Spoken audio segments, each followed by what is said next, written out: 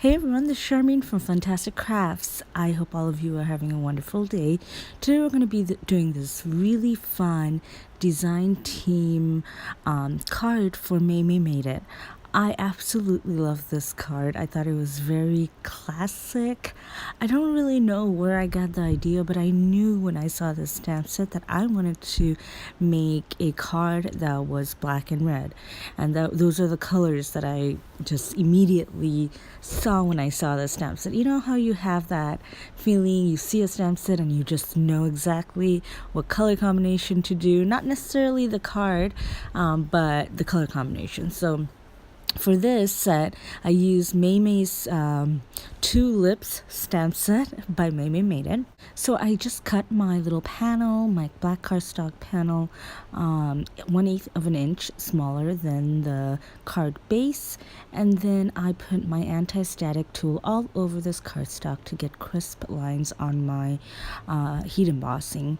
So then I used one of the lips from the stamp set and use my Versamark ink to stamp all the lips onto the cardstock.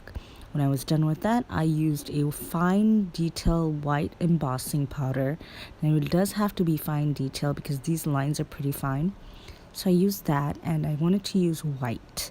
So I did that, and then I heat embossed it.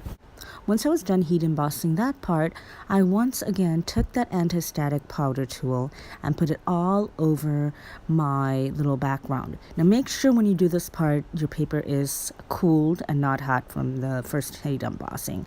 Then I went ahead with a second set of, another, I guess it is a set, another set of lips that came with the stamp set, and I once again used my Versamark ink pad to stamp those lips onto this background. And once again, I also used this wide detail embossing powder to go ahead and use that to outline these lips. And I like to keep these embossing powders in a little container because it's easier for me to just use and it just doesn't make too big of a mess.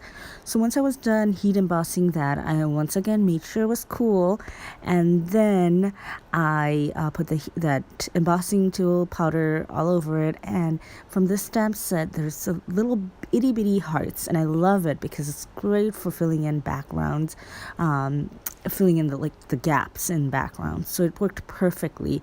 But for this heart, since it was a solid heart, I really wanted it to be red. So I had some red embossing powder in my stash, and I did the same exact thing as I did with the lips.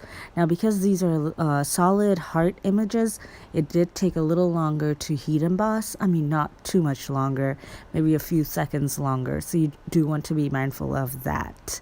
Once I was completely cool, I went ahead with my Prismacolor pencil. Now you can use any colored pencil you have. I just like using a wax-based color pencil just because I feel like it gives a smoother blend. But you know what? You don't really need to blend too much. I just scribbled color onto these lips. Now I used 2 different colors of red. Nothing specific. I just took some what I thought were red colors, and one set of lips I did on with that color, and then for the other set of lips I went in with like a darker maroon red color. I'm not the best at coloring, so I don't like ever doing a coloring where it's detailed and all the detail would show. So when I do this heat embossing, it's really forgiving when you color. Since these are heat embossed, any extra color that I may have gotten onto the outline of the lip can be easily wiped off with a cloth. So I just went ahead and did that, and then once I was done with my first set of lips, once again I went in with that darker red, and it could be a lighter red, darker red, it doesn't matter, it could be purple, whichever color lips you want. And I went ahead and finished coloring those lips. For my sentiment, I wanted to do a technique that I have done before and have done a video on, and I absolutely love. It's a very fun technique. So I just took a scrap piece of paper that would fit my sentiment, and I put embossing, let's see, not the embossing ink, but the the embossing ink pad, and I put it all over this little sentiment piece. Once I was done with that, I wanted it to be red, so I put my red embossing powder.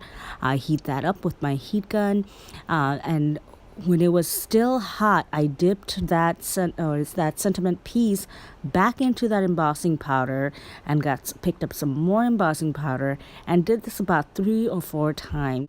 The look I was going for was like a red, deep red kind of lipstick. So it's that glossy lipstick look that I wanted to go for. So I did this a few times to get that look, and it turned out really pretty.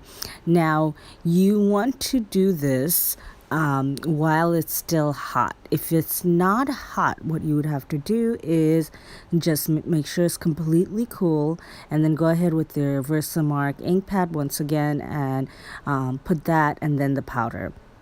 So however you feel comfortable doing it. So once I had done that and I was satisfied with that look, I used my embossing buddy to completely take off any static that may have been left. And when I did this, by the way, it was cool, so I waited a few minutes to do this. And then I used my Versamark ink to ink up that stamp set with the sentiment, and then stamped that onto my little sentiment piece. Now this time, to make that sentiment pop, I once again used that fine detail white embossing powder. So I just brought that back and used that, and then it really makes that sentiment pop very well. Now, when you are heat embossing this part, you have already heat embossed this a few times, so it really doesn't need too much heat. So you kind of go over it for a few seconds until it just becomes, changes color and becomes kind of white, and then you stop immediately. Otherwise it burns the paper, so you want to be careful with that part. And look how gorgeous this looks. By the way, you can definitely absolutely do this with the lips. If you have a Versamark pen, you can just color those inside of the lips, and then use a red embossing powder or anything you want, just to color, make that lip more glossy. So before I put that sentiment on with foam square or foam tape, I did want to ink the edges with this oxide, I believe it's candied apple. Yes, candy apple, and just kind of finish the layer part of the cardstock or the card, just by inking the edges of that, and then put some foam adhesive on the back of that sentiment, and then just pop that up, because I felt like it would look better and nice if it was popped up. So once that was complete, all I did was take an A2 size card base, a white, because I thought it would make the card pop with all the sentiments and all the red lips.